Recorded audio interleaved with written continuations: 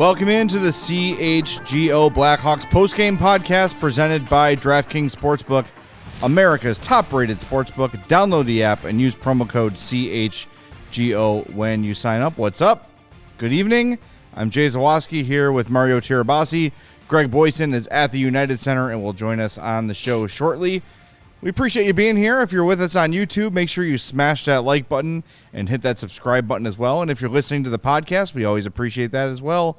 Subscribe there, turn on those notifications so you know when episodes drop. We got a big week of shows this week. We'll get to that as we move on. But we've got a guest on tomorrow. We've got a guest on Friday. So lots of stuff to get to. But Mario, let's start with this one. 3-0 loss to the Hurricanes in a very hurricane-y kind of game where they get their lead and they are just very content to hold that lead and not give up a lot.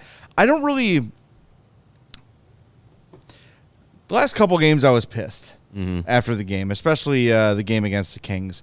I can't really muster up any anger in this one. This is what we all signed up for. Yeah. This was a 100% a Stanley Cup contender versus a team that is tanking. The difference in this game was absolutely talent. That's what it was. Oh, 100%. The Hurricanes are faster, they're deeper, they're better in really every aspect. The Blackhawks were frustrated at the end of the second. You could hear frequently sticks being banged against the boards, doors slamming. The Hawks were frustrated by the Hurricanes, and guess what? The Hurricanes do that to a lot of teams. So this is what a tank looks like. And for everyone that was concerned after the win over the Ducks the other night, I'm telling you, this team is not good, and they can't hang on most nights, and this game was a perfect illustration. Yeah, I think we're still seeing a team that is just not able to get things going against better competition, and you can give them as many power plays as you like. And when Mackenzie Entwistle and Jujhar Khaira are on a power play unit together, yes. The offense is not necessarily going to be there. And I think not having Tyler Johnson and not having Seth Jones contributes to that, because you're piecemealing a power play together with Khaira and Entwistle and Philip Roos and Caleb Jones as your top power play quarterback. Like, it's not a recipe for success, and I know that's not the kind of cookbook that Kyle Davidson is trying to open this year. Yeah. But it's just when you can envision and see how the Blackhawks were able to muster up a comeback win against Anaheim, and basically how they've been able to do it against a couple of teams this year. But when you get down to it, as we get into more of the thick of the season, and they play these better teams, Carolina, a perfect example of that. That's a team that knows how to play with a lead and knows how to put a team away. We were talking just before the show began, how basically like nothing happened in the third period. That was just Carolina saying, okay, yeah, we're gonna have a clean 20 minutes. Let's get on the bus and get out of here. Teams that are able to do that will be able to do that against this Blackhawks team frequently this year. And I think this isn't the crash down to earth that I think a lot of us have kind of been expecting to see from the Blackhawks, but it's definitely just coming down slowly to the average of what this team is supposed to be.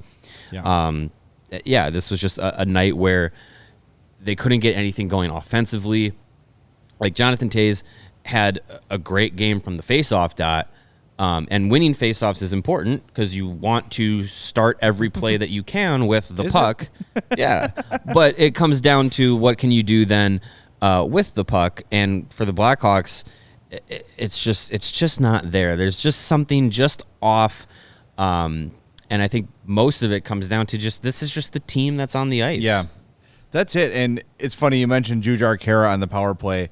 Greg and I were talking during the game and commenting on that specific thing. And we decided we're going to make a living Google document that the three of us can update. And we're just going to put in like things that happened during the rebuild that when the rebuild's over, we can revisit. So when Connor Bedard is with the Blackhawks and Frank Nazar is centering that line and they're deep into playoffs, we can reference that. Remember when Jujhar Khaira was on the power play? Mm-hmm. Remember when Mackenzie Entwistle was on that power play every single game? Like, look, this is by design. This is how it's going to look, and they're playing hard. They responded, and Luke Richardson was really, really good at the morning skate today. We got a lot to get to on this show, but don't miss the first half of tomorrow's show. We're going to talk to Liam McHugh at 3, but at 2:30 we're going to get into what Luke Richardson had to say today. It was fantastic. We're not going to spoil it for you, but look forward to that on tomorrow's show at 2:30. But we're going to make this document of, like, remember this moment. And you see them out there, and you see what they're trying to do. You see these players trying to make a play happen, trying to get a pass back, trying to bank a pass off the boards, and they just don't have the elite skill it takes to execute it. When the Dynasty Hawks were trying to make the same plays, they were on a tape. They worked because they had so much damn skill that everybody on the team was able to, instead of missing that pass by a foot or whatever, it would be right on the tape. That's the difference. And you could see Carolina, when they bank a pass off the boards, the player receiving the pass would get it in stride, whereas the Hawks, the guy would have to kind of break back and reach a stick back and try to retrieve it. Then they'd be off sides. It's those little things that interrupt the flow of the game that the skill is just so lacking. Yeah. I mean, it's just like you said, it's by design. There's very few players on this team that you could say, like, oh, yep, they're at the top of their game or anything like that. Like, it's just not there. And I think we will eventually get to the point where games like tonight seem like they're going to be the expectation. I think the way this season has started, I was joking with Steven in the office today as the game was going on. They're down 1-0, down 2-0. Well, you got to go down 2 goals to come back from 2 goals, right? Well, I that's just not the way that this team is going. This team isn't built to sustainably be able to do that. And you saw it tonight against Carolina. Like, one thing that always bugs me is the Blackhawks power play strategy and their zone entry strategy with the drop pass or the slingshot. And I know a lot of teams use it in the NHL. A lot of teams use it effectively.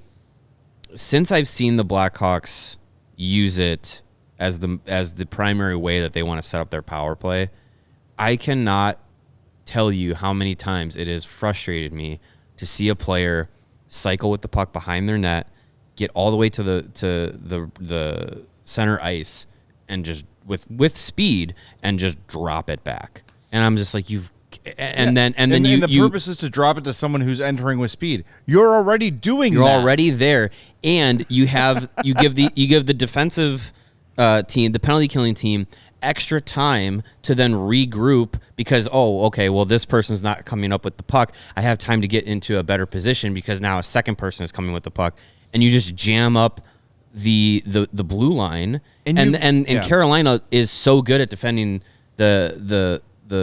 is so good on the power or on the penalty kill that just the Blackhawks tonight just had so many opportunities to try and dump the puck in and try and go and retrieve it because the blue line was just jammed up and they absolutely just could not do it or just refused to do it. And I just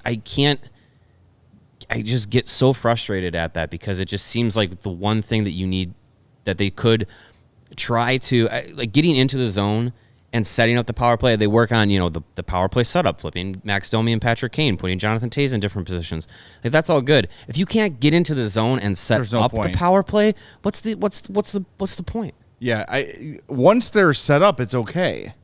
Right? Like tonight you can try and get things working. Yeah, but you imagine you're skating in from the defensive zone, you get to the Carolina blue line, and there are 7 people standing right still in front of you on that blue line. Yeah. No one's moving except the puck carrier. You ever played Red Rover? Yes, that's exactly what it is. And look, I know Patrick Kane and Andreas Athanasiou have the ability to stick handle through traffic and make things happen. But when you've got everyone on the ice standing completely still, they all have to start from zero then. Mm-hmm. Even if you enter clean, you've got all those guys waiting for you, like sitting at the blue line, waiting for you to enter the zone. Is he going to make it? Is he going to make it? Okay, he made it. Great.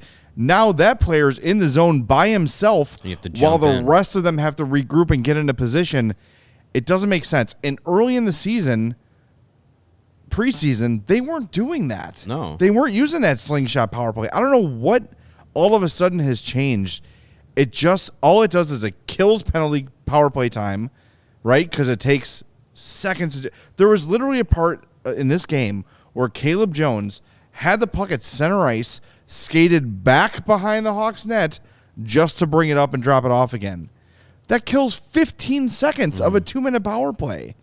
It's a waste of time. It just seems like one of the easiest power play entry strategies to defend, because you just jam up the blue line and then whoever's defending the puck carrier play behind them. Yeah. Because you take away the pass and essentially you have a 4-on-4 situation until the trailer catches up if they get the puck into the zone. Right. It just really frustrates me. It's very frustrating. It's and I know that's why the offense, like we've said, if you're going to be beaten at 5-on-5 to at least sustain some sort of success, you have to be good on the power play, and the Blackhawks don't have that ability right now.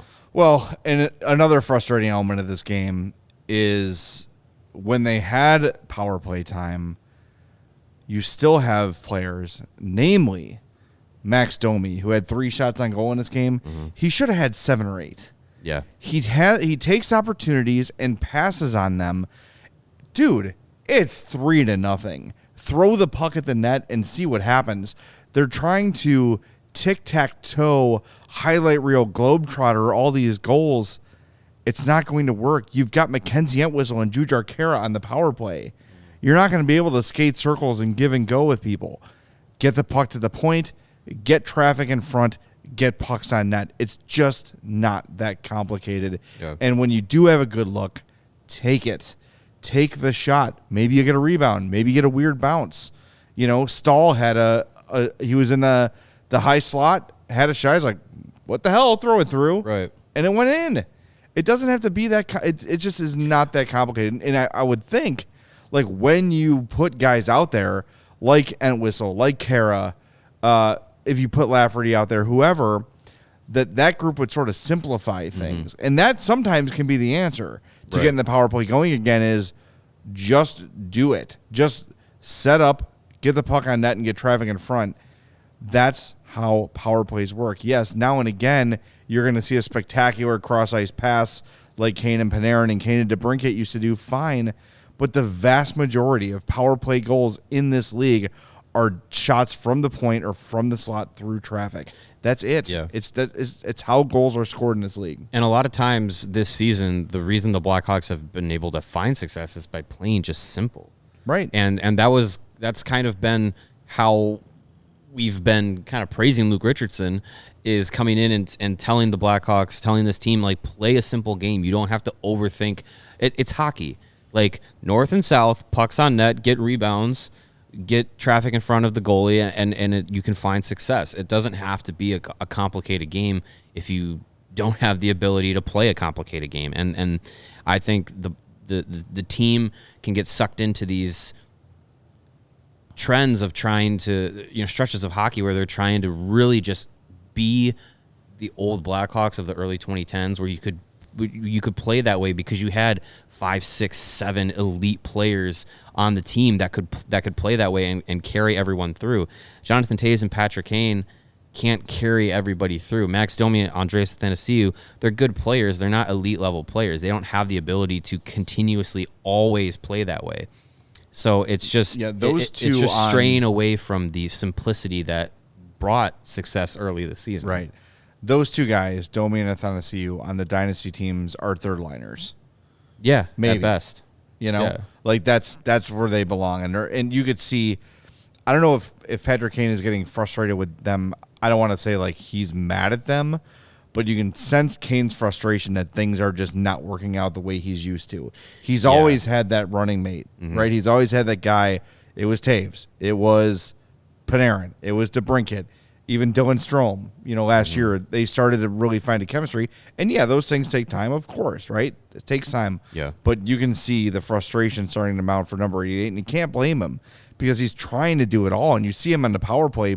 He's out there the entire power play trying to make things happen, and there's just no one that is on his level hockey-wise. And it's weird that they made the switch in their power play setup to put him on the left side rather than the right side, which he's basically played his entire career. Yeah. And I don't know if they're surprising anybody. Is it because Domi's left-handed? I think it is. That's got to be it. Yeah, because when they first made the change, it was Toews in the middle in the bumper roll. Yeah. Domi on the right and Radish in front, and all of them are left shots. So I think it's just trying to get what they're trying to do from what I understand, they're trying to get Kane to be able to set up 3 different shooting options, and he with this setup, with the players that they have to use, they don't have that with him on the right side. But it's really just kind of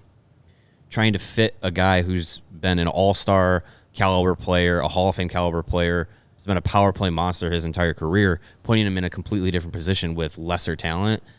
I mean, frustration and lack of results, that's going to happen. Yeah, I want to get to some of the comments here. We haven't gotten any yet, and we appreciate everybody being here and hanging out with us. Reminder to smash that like button if you're on the YouTube. Got a comment here from Paul. He says, when Kane gets traded, does the mentality of others change more to a shoot-first way of thinking on the power play? I think there is a bit of truth to that. I think there is a lot of guys trying to defer to Patrick Kane. That Max Domi is definitely doing that. He is definitely trying to get Kane the puck whenever he can. I think maybe if he is gone at some point this year, you do see this power play simplify just by necessity, first of all. But I have talked to players that have said it is difficult to play with Patrick Kane. He is very unpredictable. He can make something out of nothing. In 1 second you think you're out of the play, the next second the puck's coming your way perfectly, and you got to be ready for it.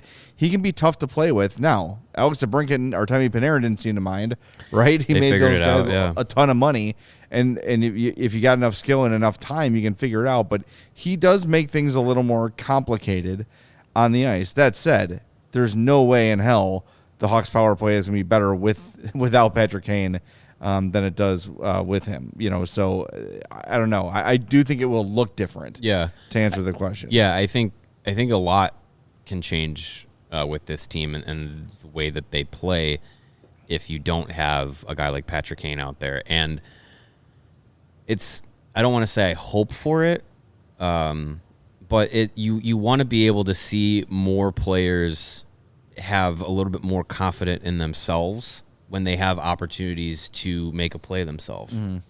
Max Domi, I hate to keep ragging on him, but man, you keep passing up open shooting lanes. There's gonna be reason to comment on it and for us to talk about it. And it just seems like he had an opportunity on a power play and faked a slap shot to do a dump pass back to the blue line.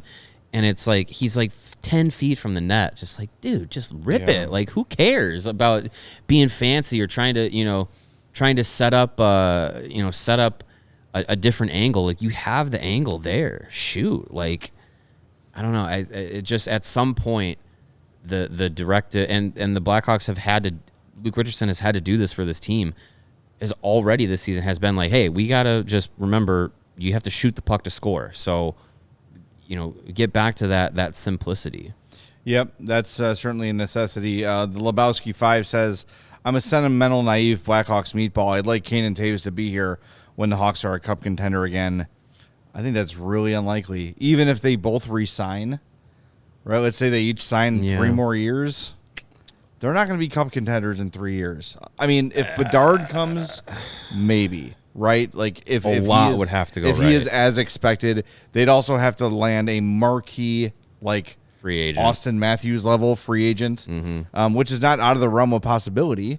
But there's a lot of things that have to go right for them to be contenders that quickly. They'd have to basically have both guys come back, win the draft lottery this year, sign a top-end free agent this summer, another one in the summer of 2024, and then have Seth Jones basically get back to his 2017, 2018 form, and Arvid Soderblom is the real deal. Like, there's a lot, and that's some of what would have to go right. And you talk about Seth Jones.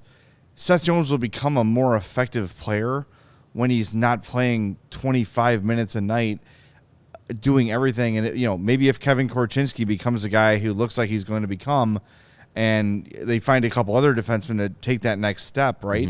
Then it takes some of the pressure off Jones. Right now, when Jones is healthy and you've got Kane and Toews, it's basically those three trying to do everything for the team to create offense, and it's just not sustainable. And look, again, this is what the season is. Yeah, it's what we signed up for. It means it's actually working. That the team looks this way, and it is hard. It is hard to watch night after night the offense struggle, but hopefully, at the end of the tunnel here, there's another long stretch of really, really competitive Hawks again. That's it the hope. 3 Stanley Cups? Probably not. No. But, it could be, maybe a cup. And I would be really, really happy with that. Speaking of happy, went to the deli this week and got my wife the Greenridge Farm deli oven roasted chicken. Nice. And I was sitting at the table with her 2 days later, and she's eating lunch, and she slams her hand on the table. She's like, "This is the best damn chicken I've ever had." I go, "I'm going to start bringing you in to do these Greenridge Farm reads." She's like, "I'll do it for free because I love it." She loves the Greenridge Farm lunch meat. You can find those in all your grocers' deli cases, of course. They are a Chicago local meat and cheese company offering you, the Blackhawks fan, a better all-natural option. They are known for, of course, their deli meats, like we said, and those fantastic meat sticks that were out at the tailgate again. Perfect for happy hour, perfect for school lunches. They're all natural, hardwood smoked for 8 hours. They've got 16 grams of protein per stick, and they make a perfect post-workout snack, I guess. Meat sticks come in chicken, black forest beef, and flavors like jalapeno cheddar, and my favorite, the spicy chili. If you haven't tried them yet, you don't know what you're missing. So here's a way to try them. Go to greenridgefarm.com. When you order any 3 meat products, include a pack of meat sticks in your cart. Those meat sticks will be free by using the code CHGO at checkout. That's it. You want free meat sticks? Add 3 meat products to your cart at greenridgefarm.com. Use the code CHGO. Put some meat sticks in there, and those are free. They are awesome. And for the tailgate, we had them for the first time warmed up, or at least I did. I didn't even think to do that. I was just eating them right out of the fridge. Oh, you needed them to be warmed up there. Just stick them in your pants. Yeah, those are the heaters there for sure. Yeah, there you go. But grab yourself some Greenridge Farm, be it the meat sticks, the lunch meat, the sausages. Everything is absolutely fantastic. It is our new go-to meat provider. Greenridge Farm, simply natural meat. And if you're a fan of the meat sticks, Greenridge Farm, all that good stuff, it's going to brighten up your day. Oh, okay. I was wondering where you were going with this. Hey, do you like meat? You might like sunglasses. Yeah, no, it's going to brighten up your day, and when your day is bright, you got to put on those shady rays, even at night. Sunglasses at night are acceptable. The 80s are back, and sure. Yeah. We'll bring back the sunglasses at night. And you're going to be looking great in your Shady Rays sunglasses, and you're going to be doing it at an affordable price. They never understood why sunglasses were so expensive, so they set out to change it. You don't got to break the bank for quality sunglasses this fall because our friends at Shady Rays have you covered. They are premium, polarized shades featuring world-class optical clarity, substantial durability, which is always great with sunglasses, and styles catered to everyone and every lifestyle. Best part about Shady Rays is their protection program and their replacement program. Lost or broken, doesn't matter. Shady Rays is going to do what they can to get those sunglasses back on your beautiful faces. If you lose your sunglasses or break them, or if you are like me and drop them into the lake, doesn't matter. Shady Rays is going to replace those glasses free of charge. Even with that strong of a protection program, they still manage to make quality sunglasses that are just the best. Just the best. And you know, we talk about the weather getting colder, the seasons changing and everything like that. Shady Rays, you're still going to need sunglasses, because when the snow comes, and it might be a real thing. It might be here as soon as tomorrow morning. When that snow is nice and fresh and white, and the sun comes up and beams right off it, I know it is absolutely terrible for me. I've had horrible experiences in the winter driving when that snow is fresh and it's just blinding. Shady Rays, they will come in handy this winter. You don't need to be on the beach to wear sunglasses. You can be in your car, cranking the heat up to 85, trying to stay warm. And exclusively for our listeners, Shady Rays, they are running their deepest deal of the season. When you use promo code CHGO, you're going to get 50% off of 2 or more pairs of sunglasses at shadyrays.com. I didn't go to school for math, but I know that buying 2 sunglasses at 50% off is basically buy one to get one free. You can get 2 pairs for as low as $54. You can do that only at shadyrays.com, where you find all of their newest and best shades. Again, the promo code is CHGO. All right, let's go out to the United Center and bring in our buddy Greg Boysen, who is joining us from the press box. I'm sure there's lots of pounding and slamming going on. Greg, what's up? What did we learn? Stuff and things. Got out of the elevator to come back up here and bumped into our good friend Troy Murray, who wished me luck on making this one sound good on the postgame show. So we're going to give it our best shot. Well, let's see. I mean, tonight is one of those nights that the talent gap between the Blackhawks and the Hurricanes is the difference. They just had a step on them the whole game. They, took advantage of the mistakes the Blackhawks made, and again, the Blackhawks cannot produce at 5-on-5 right now. They can't do it. They had a few chances. They had a decent shot night for shot totals, but how many of those are one and done? One shot and the puck's out of your zone. Meanwhile, on the other end, they have trouble clearing the puck out of the zone, and the Hurricanes then can get 3, 4, 5 scoring chances on one shift, while the Blackhawks are pretty much one and done all night long. And Luke Richardson wasn't. He liked the effort. He said they played hard, and that was true. But when you're the Blackhawks, who have aspirations for a high draft pick, and you're playing a team like the Hurricanes, who have aspirations for the ultimate goal, the Stanley Cup, you're probably when you turn pucks over, when you can't clear the puck, you're gonna lose. Yeah, we were talking before you jumped on, Greg, and unlike the game against LA and unlike the game against Anaheim, not a real problem with the effort in this one. It's just a matter of the ability to execute. And you mentioned the talent gap, and it's significant in this one. What was Luke's tone after this one? Because he talked at the morning skate. We're going to play it on tomorrow's show at 2:30. He had some great comments before the game today. But what was his mood like after this one? Was he kind of satisfied, frustrated, pissed? What was Luke's tenor? He didn't seem upset, but he rarely ever does. Which then, that's a good thing, because when he does get upset, it has a lot more purpose. It has a lot more effect. But he was overall satisfied with the team's performance. He just said the effort was there. They worked hard to the end. They just couldn't get the bounces. They couldn't get the puck across the goal line. He gave a lot of credit to Hurricanes on the way their forwards, both back check and forecheck. He said even though we dominated at the faceoff dot, as soon as we got the puck on a win, they were right on us, and we couldn't do anything with it. They smothered us. So even though Jonathan Toews won almost every single one of his faceoffs, it was like, okay, now we have puck possession, but we can't do anything with it because there's a white jersey on top of us. And Toews mentioned that in his talking to us after the game too, that it was just like every time they turned around, there was a white jersey, and it just smothered them. And then when they did have those chances, they couldn't bury them, or they didn't get a bounce.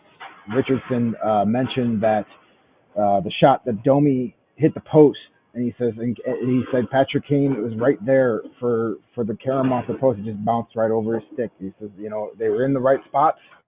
They just couldn't get that bounce to go their way. And then, the Hurricanes, when they had the bounces, they made their own breaks and they took advantage of it. And that was the biggest difference. Is the sentiment tonight just basically shrug your shoulders, move on to the next game? Yeah, pretty much. This morning, after morning skate, Luke Richardson was all about the start of the game.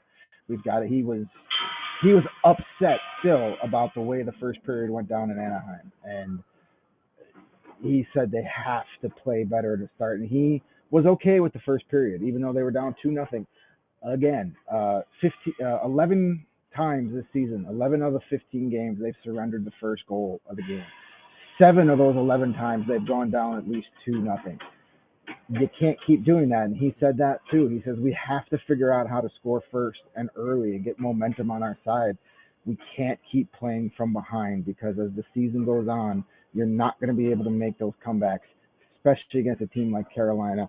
Once they got that second goal, it was like, and the way their rookie goalie was playing, it was like game over. There was very little energy in this building tonight, at least off the ice, and it just felt like, even from puck drop, it felt like they didn't have much of a shot tonight.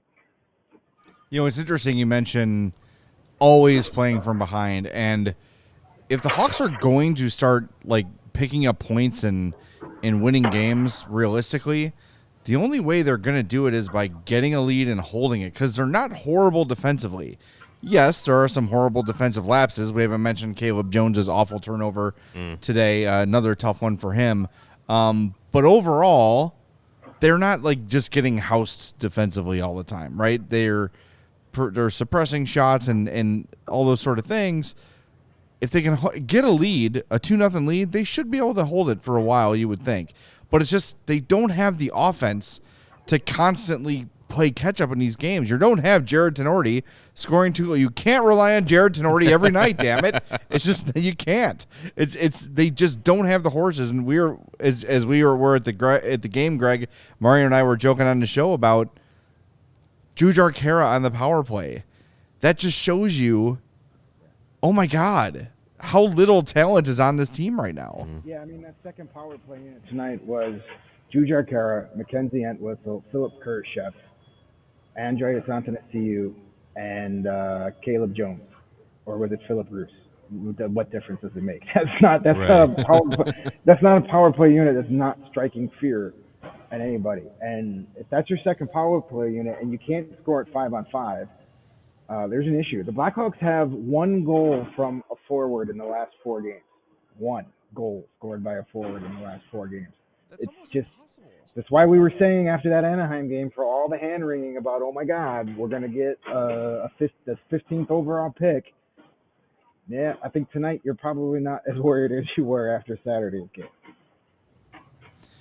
Yeah, I said earlier on the show, I don't think this is a sign that this game is the definitive crash back to earth for the Blackhawks, but it's definitely an example of, hey, like, this is what playing against a top team looks like for this team, and the more that they face these kinds of opponents, the more that they have these lapses of offensive production, and the more that they have these frustrations and not playing a simple game, the more you're going to see them come back down to exactly what they are built to be this season. And playing Carolina, a team that's got Stanley Cup aspirations, that's really going to frustrate a lot of a team like the Blackhawks 9 times out of 10. Yeah, it's going to be interesting how they bounce back, because now all of a sudden you got the red-hot winners of 3 in a row, St. Louis Blues, coming to town, who just beat the Colorado Avalanche. 2 weeks ago, I made the prediction that Craig Berube would no longer be the head coach of the St. Louis Blues when they got here. That changed. So you got to figure out a way. And the Blues are another team that will be all over you the second you have the puck. And they're not as dynamic and as talented as the Hurricanes are, but they are a team that loves to pressure you, that loves to just keep on you and let you know that you've played against the Blues. So it's going to be a real tough bounce back game for Wednesday, but we'll see how that goes. All right, shall we get to our fourth stars of the game? Do we have to do this segment tonight? I mean, yes, we absolutely must. This was maybe the most difficult 4-star of the game night since we've been on the air. Let's do it. That's why we make the big bucks.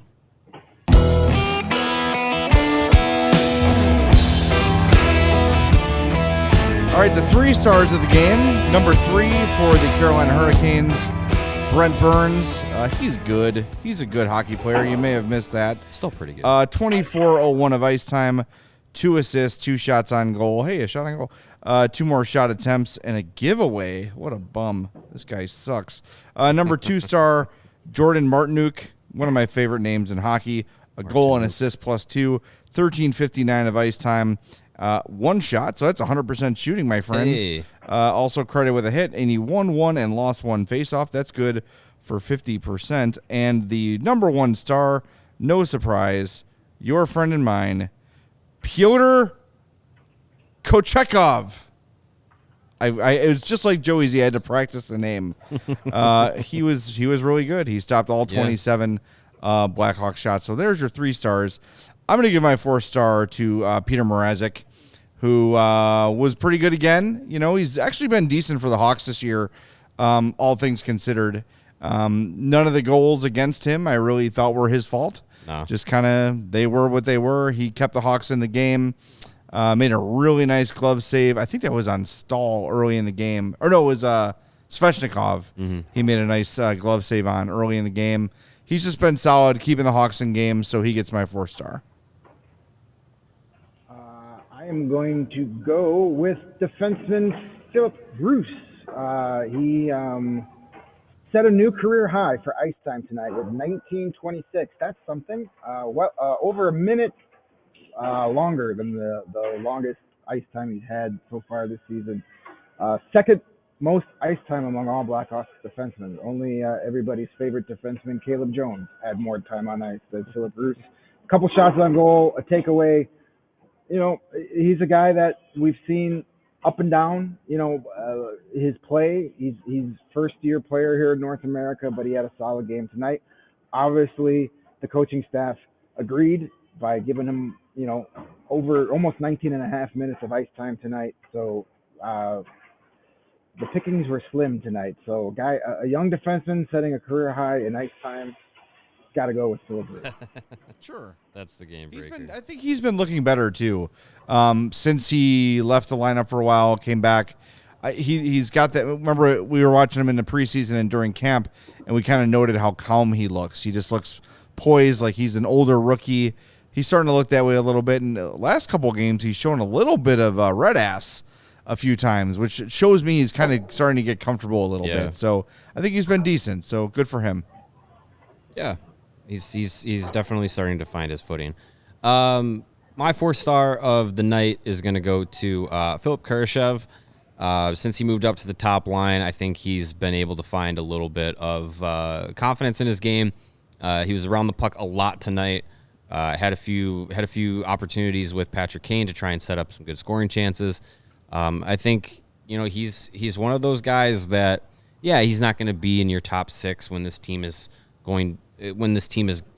expected to be cup contenders again, but he's someone that I think can be part of the process as the Blackhawks go through a rebuild, someone who could have a contributing role there. And I think just playing more with more regularity in the lineup, in the position that he's in, and just gives him more confidence. I think that's going to give him a little bit more of a jump to his game.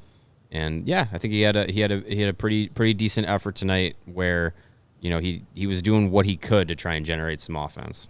Definitely. A bunch of people in the chat shouting out Jonathan Toews. He played really well. He'll get a little bit of credit later in the show. But he won 18 of 22 faceoffs for 82%. Wow. At one point, he had won 15 of 16 going into the third period. He also led the Hawks with 5 shots on goal. Jonathan Toews continues to be the best Blackhawk. I don't think there's much question about it right now. He's been doing it at all ends of the ice, putting the puck in the net more often than he was last year. So, yeah, Toews was great too. And I think it was somebody said in the chat that Patrick Sharp jumping into the booth today made the broadcast better. I got to say, getting into the press box and you walk in, there's like that big common area where everybody gathers like around the gummy bears. Yeah. The non-Mark Bergevin contaminated gummy bears. And Patrick Sharp is there, and there's just an aura around him. And usually it's Charlie Roumeliotis with the aura. Not quite Patrick Sharp level aura. But then Sharpie comes out, and there's just a glow. It's very strange. It's like a halo around him. Is it a tan? I don't think so. He just emits this handsome energy that, I don't know, it's quite a thing. And, like, he's up there, and people are just like... There's that men and women alike. Behind him too. Yeah. Yeah, it's pretty. You're right. It's impressive. Yeah, and Greg and I were talking too. It's always funny to be at the games, and there's these out of context hockey players. Like tonight, Kirk Maltby was there. He's a scout for the Red Wings. Sure. And he apologized to me because he was like blocking my way down the stairs. Like, oh, sorry, man. I'm like, oh, no problem, Kirk Maltby. It's just such a weird. I don't know. I'll never get used to old hockey player from my formative years as a hockey fan, like just being up there in a suit. Yeah, it's just a very strange thing. And yes, my instinct was to shove him down the stairs, but I do like this job and I want to keep my credentials. So I fought the urge to push Kirk Maltby down the stairs. I did think it was strange that he still had a giant visor on. It just seemed unnecessary for. There's only one person we can push down the stairs this year, and that's for our girl Casey. So yeah, all right. A little inside joke. We're not going to get into that. That is an inside one. Yes. One quick thing before I wrap it up here. I don't know if you guys talked about that first goal that may or may not have been with a high stick, and I know some people are wondering why it wasn't challenged. Yeah. And Luke addressed that. He's under the impression that wasn't a challengeable play, but he also said the video guys looked at it and it looked inconclusive and they had just killed off a penalty, so they didn't want to take a 50-50 shot. Even if they could challenge it, they didn't want to take that 50-50 shot and go right back on the penalty kill. They said they looked at it quickly and they couldn't tell, but then he also said he believes that is not a challengeable play. That you could challenge for a play being hit by a high stick before a shot, but you can't challenge at the actual goal. I think that has to come from the refs. The refs have, like Toronto has to buzz and say it's not a coach's challenge. I don't know if that's 100% true, but I would think he's got a better grasp on it than I do. But even if they could challenge it, he said it was just too close and it wasn't worth it at that time of the game, right when they finished killing off a penalty. Yeah, I watching the game, watching the replay, I wouldn't have challenged it because to me it looked like it was not a high stick, and to Richardson's point, like coming off a penalty kill, for video review, if you don't have definitive feeling that you're going to win that, you don't make that call. So, yeah. Yep. Yeah. Usually when the puck goes up when it hits a stick, it's a fair assumption to make that it wasn't hit by a high stick, and that puck ticked upwards off of that deflection. And I figured they were going to look at it long enough to figure out which one of those two guys got their stick on it, because I couldn't tell at first. But in the end, it's kind of a moot point. Well, very good point by you, Greg, that if the puck is redirected up and it still enters the net, then it wasn't hit with a stick that was over the crossbar. Therefore, no high stick. And went under the bar, then you can kind of have more of an argument. Yeah, simple physics, kids. Yeah. All right, Greg, do you want to stick around for the tank standings? Sure. All right, let's do it. Let's get the tank standings here, and we'll let Greg go. All right, as Greg said earlier today, the St. Louis Blues beat the Colorado Avalanche, so that's beautiful. Your tank standings as of this moment. The Anaheim Ducks are your clubhouse leader with 9 points in 15 games, 4 wins, 10 losses, 1 overtime loss. Columbus also 9 points, but 1 fewer game played. They're 4-9-1. Vancouver with 11 points in 16 games. Ottawa with 11 points in 15 games. St. Louis with 12 points in 14 games. That's your top 5.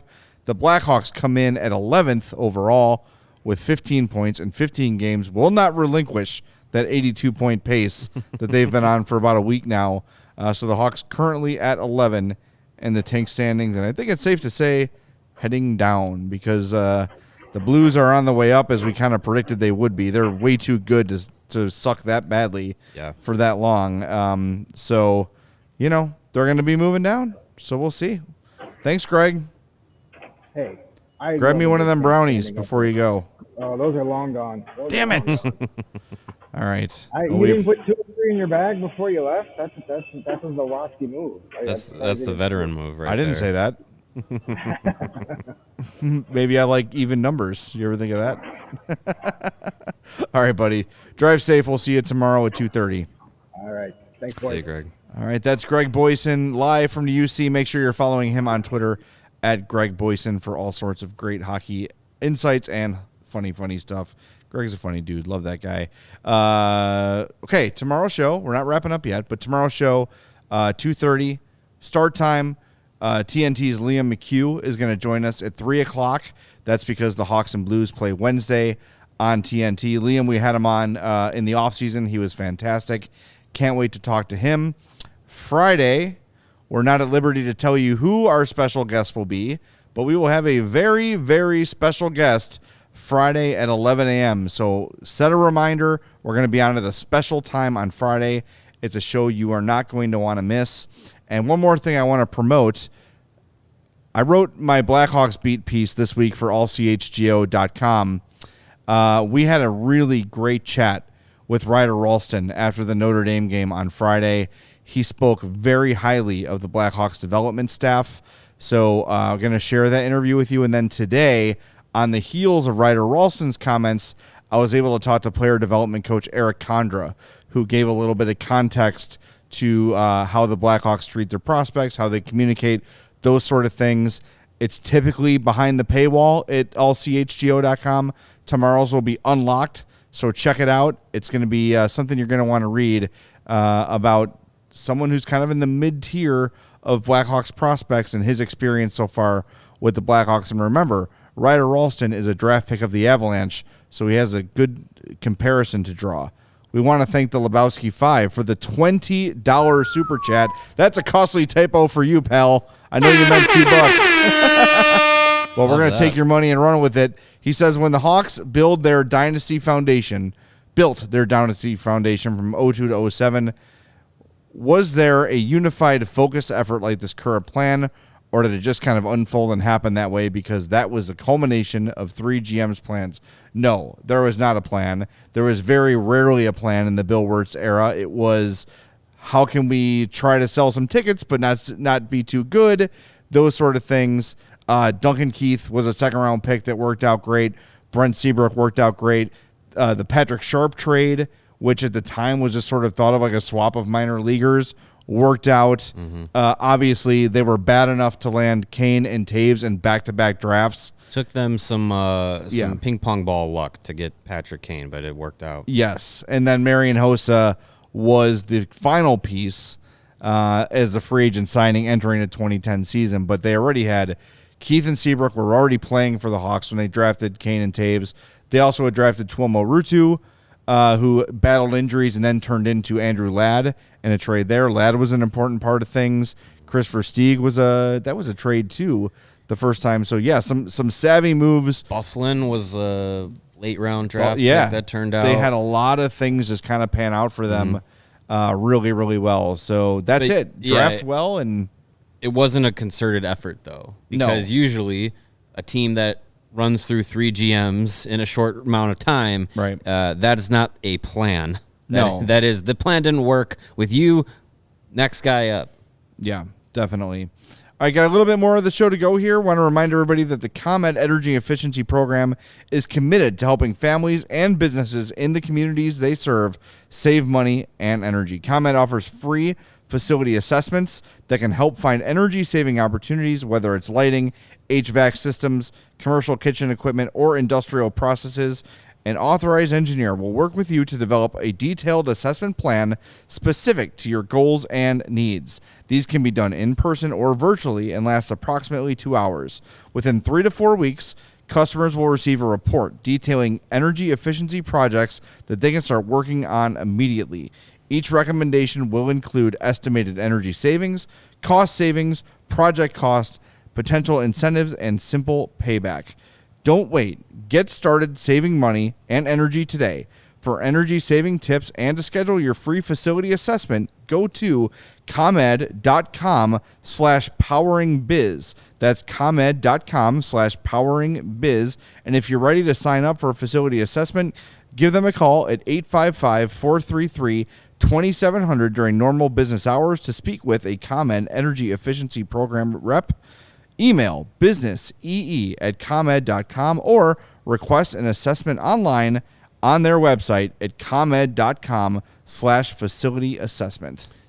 I don't have a great segue from ComEd to Pins and Aces, so I'm just going to go right into it. Pins and Aces. Aces. That was fine too. Pins and Aces, the official golf apparel sponsor of CHGO and the presenting sponsor for the Big Drive Energy Golf Podcast on the All City Network.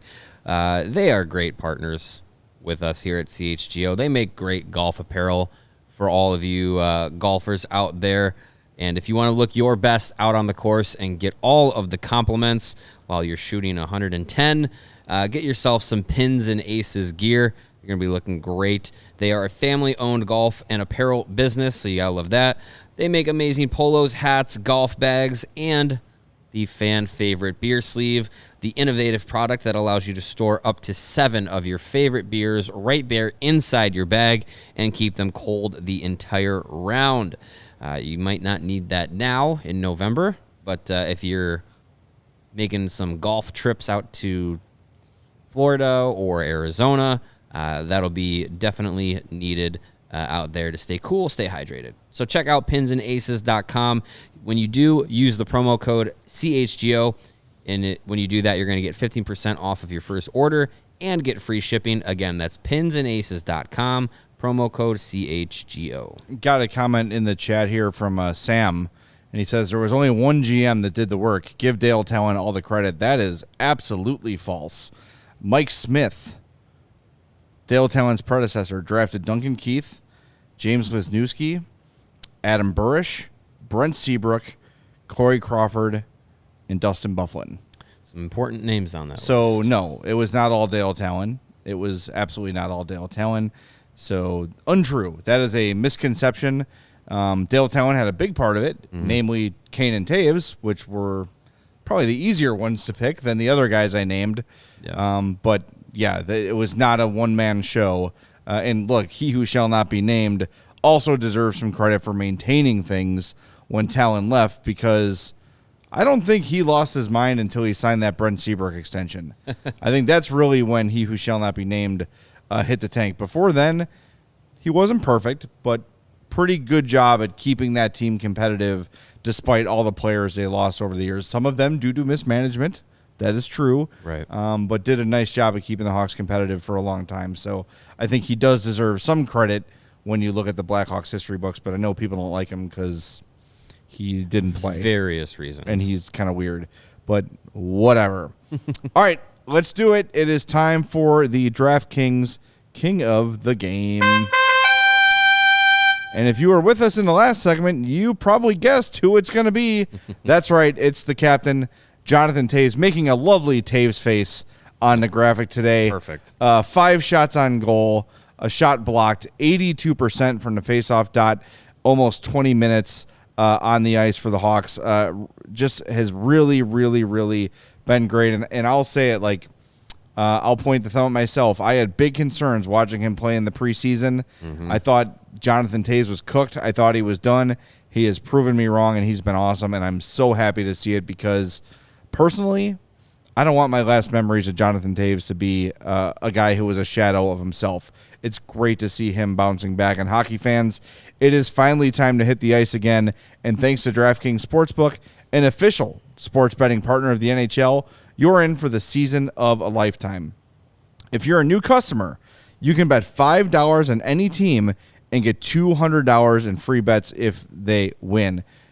Today, Mario, on the way in, I had to call my old cell phone provider because I have a credit, but I no longer have an account, so I need them to cut me a check. Long story short, I was on hold. Bubble Toes by Jack Johnson was the hold music.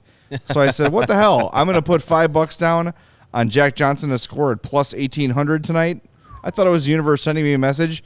It wasn't. I'm out $5, but hey, had he scored, I would have kicked myself in the ass all the way back to Homewood. So if bets like Jack Johnson plus 1,800 aren't enough, you can turn small bets into bigger payouts with those awesome same-game parlays. Combine multiple bets like which team will win, how many goals will be scored, and more for your shot at an even bigger payout. DraftKings is safe, secure, and reliable. You can deposit and withdraw your cash whenever you want. Download the DraftKings Sportsbook app now. Use the promo code CHGO. Bet $5 on any NHL team to win their game and get $200 back in free bets if they do. That's code CHGO at DraftKings Sportsbook, an official sports betting partner of the NHL. Minimum age and eligibility restrictions apply. See the show notes for details. Yeah, my DraftKings bets tonight did not go well. No. I tried to get adventurous and have the Blackhawks cover the 1.5 goal spread. They did not. And then I wanted to get adventurous in the Monday Night Football game. Had a same game parlay that hinged on the Eagles winning. The previously undefeated Eagles. Did they end up losing? They lost. Oh. So, yeah. I'm sure Eagles, Philly's taking it well. They lost by 11, too. Screwed me over. Yeah. No one saw that coming. It's tough. It's tough for the old bank account. But, hey, you know what? I'll be back at it tomorrow. Bijan, I think I'm saying your name right, Bijan. If I'm not, please correct me phonetically in the chat. He says, he who shall not be named lost his mind trading Philip Deneau and the second-round pick for Dale Weiss and the other guy. He sure did. The other guy was Thomas Fleischman. That, at least at the time, was communicated as a Quenneville thing. The Q needed some veteran grit on the team, and he got it in Dale Weiss and Thomas Fleischman. The problem is both those guys sucked and were not good for the Blackhawks, and Philip Deneau continues to be an absolute stud for the LA Kings, formerly the Canadiens. So that was a tough one. That's for damn sure. Yeah. So thanks for the reminder, Bijan. I guess we can go back in the time machine one of these days and pinpoint the exact day he who shall not be named lost his damn fool mind. Yeah. But there's going to be a lot of things to choose from. But yeah, I think it's as we go through history and you look at who holds responsibility, or I guess who gets the credit most for the Blackhawks dynasty, there is a really strong argument for Mike Smith. There really is, because those ones, Kane and Toews at 1 and at 3 are easy. Yeah. You know, it's those later round ones that really paid off that made a huge difference. So it's a good argument to have in the summer. And that's, and that's a lesson that I think Kyle Davidson and his staff obviously is trying to learn, is that you need to be able to not only hit on your top picks, but also, dig deep in the draft and be able to find some of those players that can bring different qualities that you need to continue to build this team out to be a contender. That you have to unearth some of those guys, and for whatever reason, some of those guys might get overlooked, they might fall, but you got to be able to find those guys in the later rounds, because championship teams are not always built with just first round draft pick. Like, you have to find players in the second, third, fourth, fifth, seventh rounds that, they might take time to get here, but when they do, they went through the proper channels, they went through the proper development path, and they had that talent that, the Blackhawks scouting department has to find. So I think as far as Davidson and his staff goes, if you've been following Greg and I's rebuild reports, I think you're seeing that this last draft class has made some significant impacts in their different leagues, both in Europe and in North America, and the 2021 class as well has made there's a lot of talent there, top to bottom. So I'm encouraged by that, and I'm excited for the 2023 draft whenever it gets here. If you want, I know this was a while. This was a tough game to watch, and if you want to feel good about things, we mentioned this the other day, but in case you miss it, Craig Button, who works for TSN in Canada, he's like their scout, really high up on the World Junior Championships. His projected Team Canada defense includes Kevin Korchinski, Ethan Del Mastro, and Nolan Allen, 3 Blackhawks on the projected Team Canada World Junior Championship roster. Frank Nazar, if healthy, will probably play for the U.S. He won't be healthy. He won't be healthy, but he would have if he would have been in the mix. Yeah, yeah. For like sure. There are some guys who will be Blackhawks soon, and I know a lot of people in the chat are saying, well, 6 years before they can win again. That doesn't mean before they're competitive, though. I think 3 or 4 years, you're probably looking at a playoff sniff, maybe a round upset or something. So it's not going to be that long. And I think, just be patient. I know this is hard, but we're going to have some fun along the way, and we appreciate you being here with us while we do. It's really great to have you all here. So we're going to wrap things up. Reminder, we're back tomorrow, 2:30 p.m. We'll start the show off talking about Luke Richardson and his philosophy, and then at 3 o'clock, we're going to get a call in from Liam McHugh from TNT to preview Hawks and Blues and just talk hockey in general. Should be a great time. If you've not done it already, smash that like button. Make sure you're following all of us on Twitter. I'm at Jay Zawaski. Greg is at Greg Boysen. Mario is at Mario_Tirabassi. And the whole show is at CHGO_Blackhawks. We'll talk to you tomorrow at 2:30 on the CHGO Blackhawks podcast.